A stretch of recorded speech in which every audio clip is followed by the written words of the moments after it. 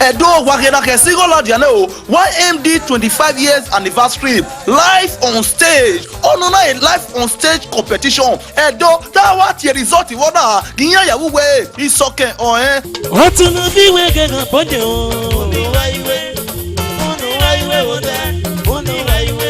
Olaleko Jibola. Èmi máa ṣoríire lẹ́dọ̀.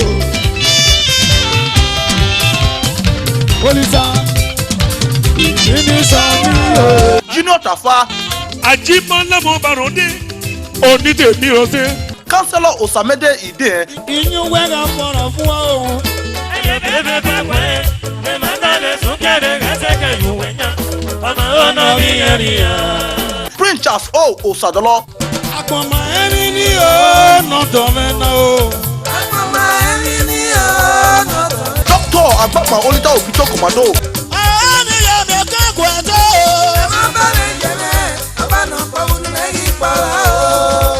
Ẹ má bẹ̀rẹ̀ jẹ̀rẹ̀. Via Oke Super Sam. Wọ́n lè ra mọ́kúnlò o.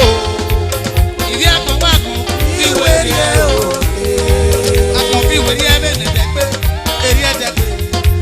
Àkànfí ìwé rí ẹbẹ̀ nẹ̀dẹ̀ mú èrí ẹ̀dẹ̀ mú o. Àkànfí ìwé rí ẹbẹ̀ nẹ̀dẹ̀ pé èrí ẹ̀dẹ̀ pé o. Tó tọ́ wa dé ẹnu ní ẹ̀kọ́ ìwé jẹ́ o. Akase Novi Mafu. Ukwe sanyadie, emari koko tuna otu ewa mdinana. Enti mate o, mama faba o. Enti mate o, mama faba o. Okeki ma ye bia o. Agogo no ba ye.